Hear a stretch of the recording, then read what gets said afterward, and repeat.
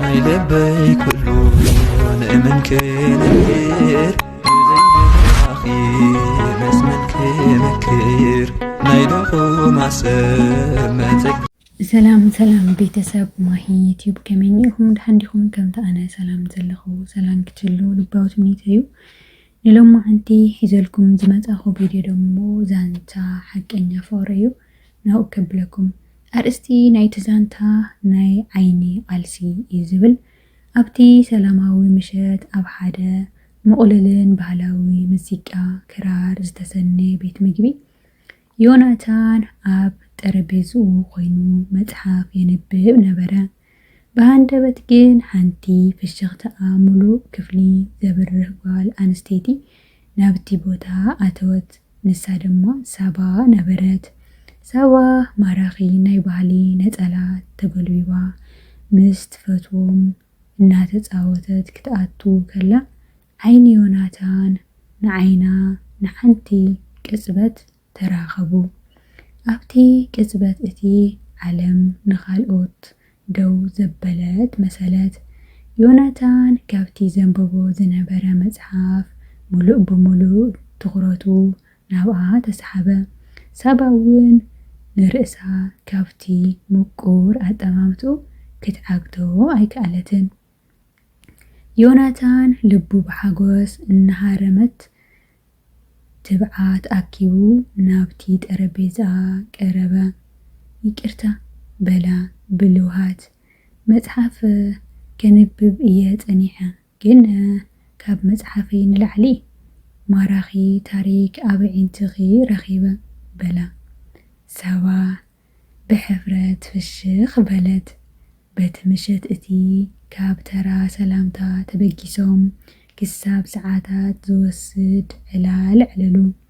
ብዛዕባ ህይወቶም፣ ብዛዕባ ጥበብ፣ ብዛዕባ ባህሊ ካልኦትን ፍሉይ ናይ ነፍሲ ምትእስሳር ከም ዘለዎም ተረድኡ።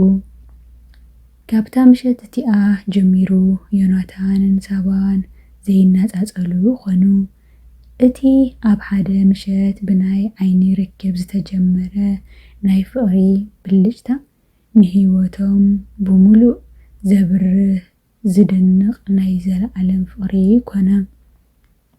እቲ ዘይሃስስ ቃል ኪዳን ኣዋርሕ ነጉዱ ፍቕሪ ዮናታንን ሳባን ከምቲ ኣብ ድሕሪ ቤታ ዘይቆጸር ናይ ክራር ዜማ እናዕረገን እናጠቀረን ከደ።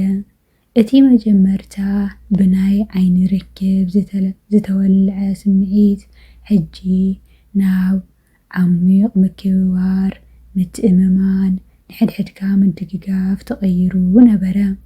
ዮናታን ንናይ ሳባ ናይ ስራሕ ጻዕርን ናይ ህይወት ዕላማን የድንቆን የኽብረላን ነበረ። ሳባ ድማ እውን ብወገና ነቲ ንሱ ዘርእያ ናይ ግዜን ናይ ስምዒትን ግልጽነት ኣዝያ ተፍቅሮ ነበረት። ሓደ መዓልቲ ዮናታን ንሳባ ብፍሉይ ሳፕራይዝ ክገብረላ ወሰነ። ሓደ ኣዝዩ ዝደንቕ ባህላዊ ቅዲ ዘለዎ ብጭቃ ዝተሰርሐ ህድሞ ገዛ መሪጹ ቆጸራ ሓዘላ። እቲ ቦታ ብሽምዓታት ዝተሰለመን ብናይ ሳባ ዝፈትዎ ጥዑም ናይ ባህሊ ሙዚቃ ዝተመልአን ነበረ። ሳባ ነቲ ቦታ ክትሪኦ ከላ ልባ ብሓጎስ ተመሊኣ። ዮናታን ኣእዳው ብልውሃት ሒዙ ናብ ዒንታ እናጠመተ ከምዚ በላ። ሳባ ካብታ ኣብቲ ናይ መጀመርታ ምሸት ብነፀላ ተጎልጊብኪ ዝረኣኹኺ መዓልቲ ጀሚረ ህይወተይ ብምሉኡ ትርጉም ረኺቡ። ንስኺ ጥራይ ኢኺ ናይ ልበይ መፍትሕ ንመጻኢ ህይወትና ሓቢርና ክንሃንጾ ብሓባር ክንጓዓዝ ፍቓደኛ ዲኺ በላ። ንሎማዓንቲ ዝበልክዎ ዛንታ እዚ ይመስል ነይሩ። ቀዳማይ ክፋል። ካልኣይ ክፋል ኣብ ቀጻሊ ሒዘልኩም ክስካዕ ዝመጽእ ብሰላም ይጽንሐና። ካብዚ ዛንታ እዚ ብዙሕ ነገር ተማሂርኩም ክትኮኑ ተስፋ ይገብር። ካልኣይ ክፋል ኣብ ቀጻሊ ሒዘልኩም ክመጽእ እየ።